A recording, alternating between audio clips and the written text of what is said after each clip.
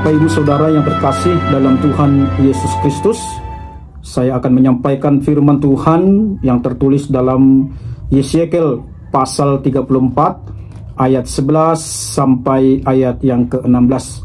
Sebelum saya membacakan firman Tuhan dan menyampaikan firman Tuhan, mari kita bersatu di dalam doa. Kita berdoa.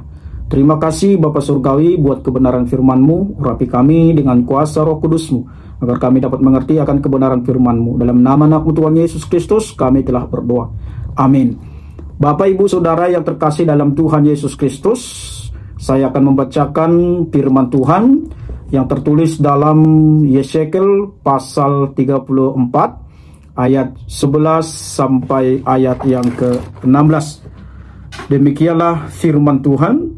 Sebab beginilah firman Tuhan Allah, dengan sesungguhnya aku sendiri akan memperhatikan domba-dombaku dan akan mencarinya, seperti seorang gembala mencari dombanya pada waktu domba itu tercerai dan cerai dari kawanan dombanya. Begitulah aku akan mencari domba-dombaku dan aku akan menyelamatkan mereka dari segala tempat kemana mereka diserahkan pada hari berkabut dan hari kegelapan. Aku akan membawa mereka keluar dari tengah bangsa-bangsa dan mengumpulkan mereka dari negeri-negeri dan membawa mereka ke tanahnya. Aku akan menggembalakan mereka di atas gunung-gunung Israel, di alur-alur sungainya, dan di semua tempat kediaman orang di tanah itu.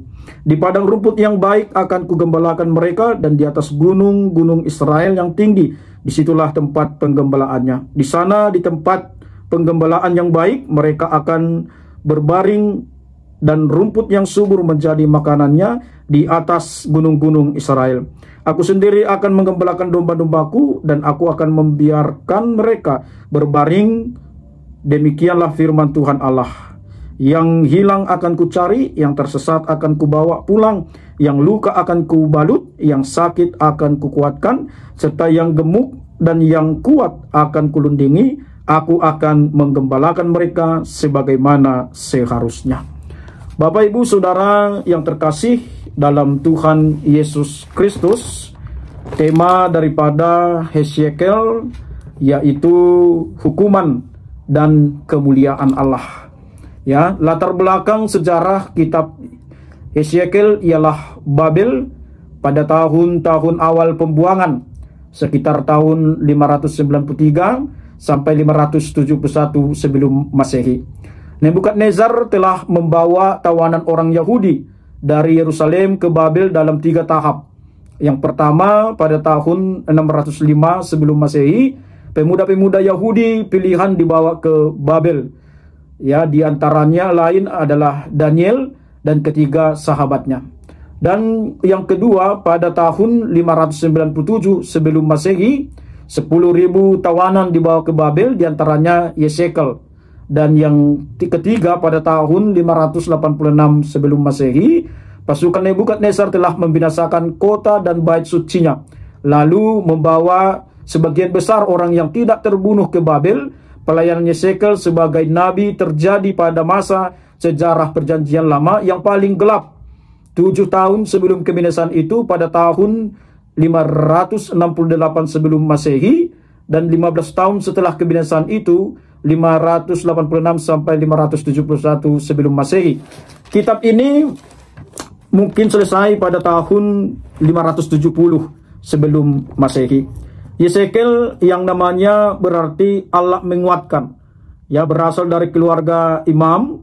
Ini kita bisa lihat dari pasal 1 ayat 3. Dan tinggal di Yerusalem sepanjang 25 tahun pertama hidupnya.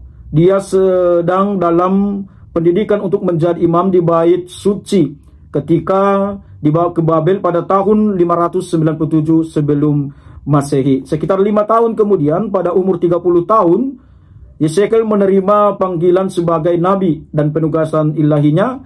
Setelah itu ia melayani dengan setia selama sekurang-kurangnya 22 tahun. Yesyekel berusia sekitar 17 tahun ketika Daniel dibawa pergi, sehingga keduanya kurang lebih sama umurnya. Baik Yesyekel maupun Daniel merupakan rekan sejaman yang lebih muda daripada Yeremia dan sangat mungkin banyak dipengaruhi oleh Nabi Yerusalem yang lebih tua ini. pada saat Yesekel tiba di Babel, Daniel sudah terkenal sebagai orang yang memiliki hikmat nubuat yang luar biasa. Yesekel menyebutnya 3 kali dalam kitab ini, dan kita lihat ya berbeda dengan Daniel. Yesekel berkeluarga dan hidup sebagai warga biasa di antara para buangan Yahudi di tepi sungai Kebar. Kitab ini dengan jelas menyebutkan bahwa nubuat-nubuatnya adalah dari Yesekel. Pemakaian kata ganti aku dalam seluruh kitab bersama dengan kesatuan kitab ini dalam gaya dan bahasa yang dipakai menunjukkan kepada Yesekel sebagai penulis tunggalnya. Nubuatan-nubuatan dapat diberi tanggal dengan tepat karena cara penanggalannya yang teratur. Pelayanan dimulai bulan Juli tahun 593 sebelum Masehi dan berlangsung sampai sekurang-kurangnya nubuat terakhir yang dicatat pada bulan April 571 sebelum Masehi. Jadi kita lihat teks khotbah kita ini adalah bagian daripada ya keempat daripada kitab Yesekel, yaitu bagian terakhir, yaitu pasal 33 sampai pasal 48. Ini adalah menandai suatu peralihan dalam berita sang nabi dari hukuman suram ke penghiburan dan harapan di masa depan. Setelah ya Yerusalem jatuh, Yesekel bernubuat tentang kebangunan rohani dan pemulihan di masa depan ketika Allah akan menjadi gembala yang sejati bagi umatnya, yaitu pasal 34. Jadi ini adalah bagian daripada pemulihan kehidupan bangsa Israel, di mana ketika karena kegagalan para pemimpin Israel, Tuhan sendiri ya akan turun tangan untuk mengatur umatnya. Dia akan memelihara domba-dombanya. Jadi khotbah kita ini adalah di mana Allah memiliki rencana yang akan langsung memimpin bangsa Israel yang menjadi ya gembala bagi domba-dombanya, yaitu umat Israel. Jadi saudara yang terkasih dalam Tuhan Yesus Kristus, maka tema kita Allah menggembalakan umatnya.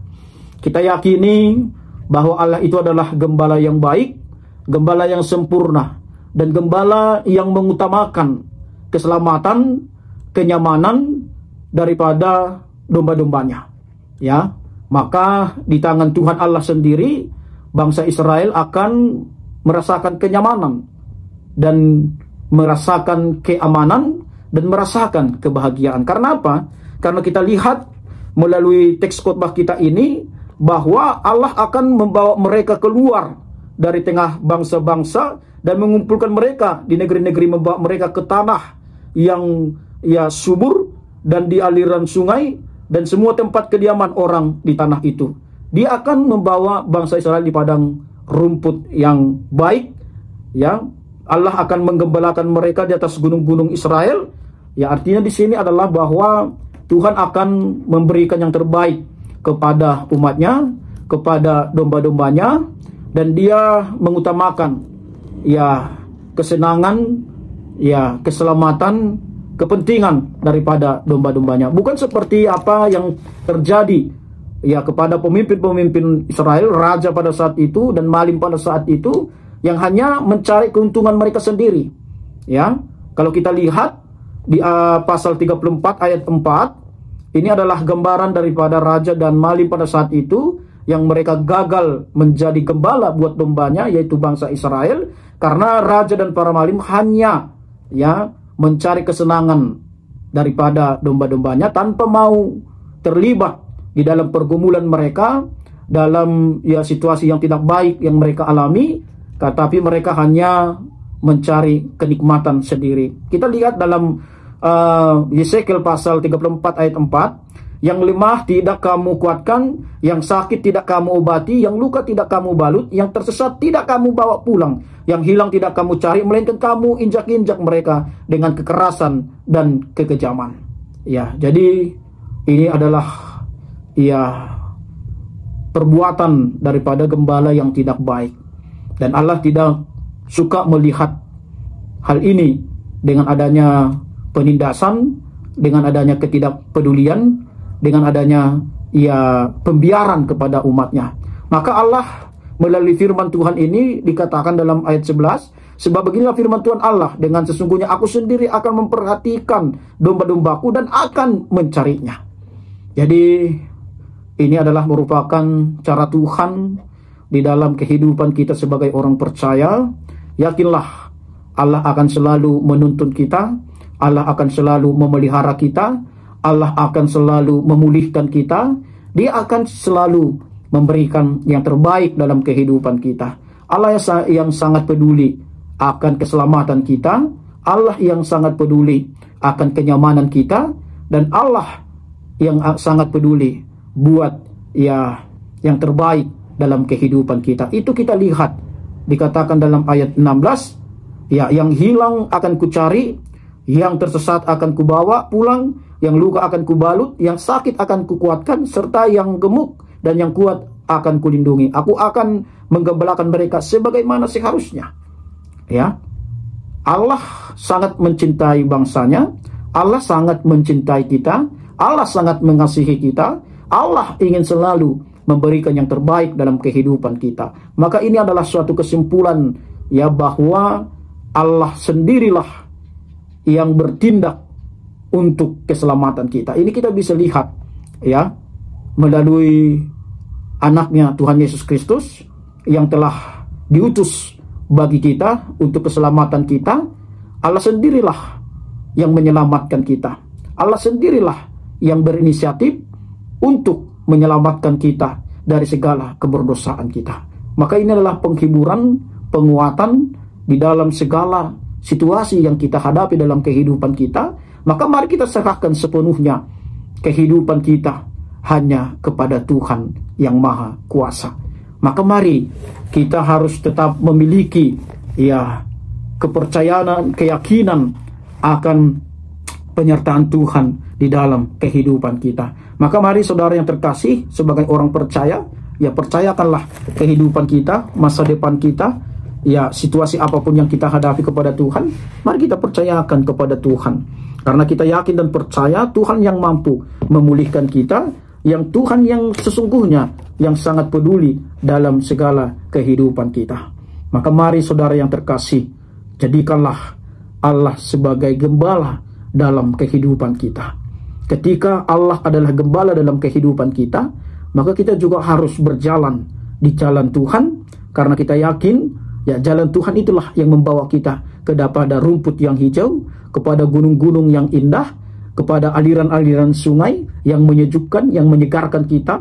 Walaupun mungkin ada tantangan di situ, tapi yakinlah ketika kita tetap berjalan di jalan Tuhan, Tuhan akan menuntun kita, Tuhan akan mengarahkan kita, dan Tuhan akan menggembalakan kita. Yang terpenting bagi kita adalah sebagai dombanya, kita harus setia akan tuntunan arahan daripada tujuan yang telah ditentukan Tuhan dalam kehidupan kita. Maka saudara yang terkasih, mari sekali lagi melalui kebenaran firman Tuhan ini, Tuhan adalah gembala yang baik kepada kita, yang selalu memperhatikan domba-dombanya. Yakinlah Tuhan tetap memperhatikan kita. Tuhan selalu memperhatikan kita. Tuhan tahu apa yang menjadi jeritan kita, Tuhan tahu apa yang menjadi pergumulan kita. Maka mari sebagai domba, datanglah kepada Tuhan dengan satu keyakinan bahwa Tuhan adalah gembala yang baik, yang selalu memperhatikan dombanya.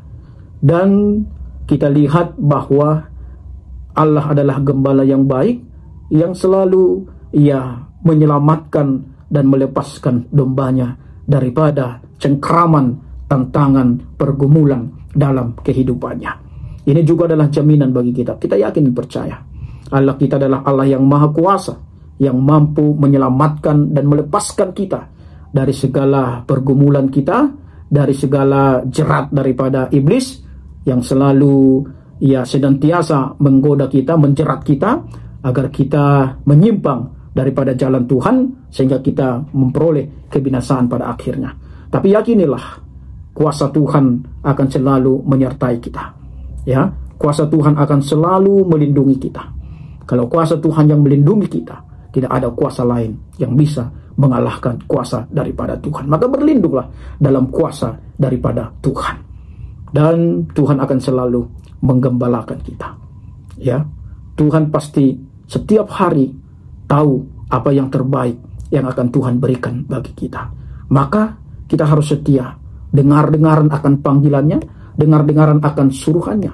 Dan kita juga harus mengenal suara daripada gembala itu. Kita harus juga mengenal, ya, atau mendengar suara daripada apa yang Tuhan perintahkan dalam kehidupan kita. Maka hubungan yang dekat itu sangat penting, ya, karena banyak suara-suara gembala-gembala yang palsu, yang seolah-olah menawarkan sukacita bagi kita, tapi ternyata adalah penderitaan. Yang menawarkan seolah-olah keselamatan, tapi justru adalah kebinasaan. Maka kepekaan kita sebagai, ya, domba itu sangat menentukan akan kesetiaan kita, akan panggilan daripada Sang Gembala. Maka kenali kitalah Sang Gembala kita, suaranya, keinginannya, dan tujuannya, yaitu untuk kesenangan kita, untuk kenyamanan kita, keselamatan kita. Bukan hanya kenyamanan, tapi keamanan. Maka saudara yang terkasih, yakinilah kita aman di tangan Tuhan. Ya, kita aman, tentram, nyaman di tangan Tuhan. Karena Tuhan memiliki kuasa yang mampu mengubah segala jeritan kita, mengubah segala ratapan kita menjadi nyanyian, menjadi tarian, menjadi syukur, pujian kepada Tuhan. Dan itulah yang bisa membuat kita marjubilate, ya, bersuka cita, marolopolo. Dan orang yang digembalakan oleh Tuhan pasti mampu untuk marjubilate, pasti mampu untuk marolopolo, mampu untuk bersuka cita. Karena apa? Karena di tangan Tuhan ada kenyamanan, ada keamanan, dan ada keselamatan. Maka sekali lagi melalui firman Tuhan ini, yakinilah di dalam Tuhan sebagai gembala kita, maka kita mampu marjubilate, marolopolo di dalam segala kehidupan kita. Maka Bapak Ibu Saudara yang terkasih, serahkanlah kehidupan kita, serahkanlah masa depan kita, perjalanan hidup kita dalam tuntunan Sang Gembala, yaitu Allah kita. Semoga Tuhan senantiasa memberkati kita semua. Salam.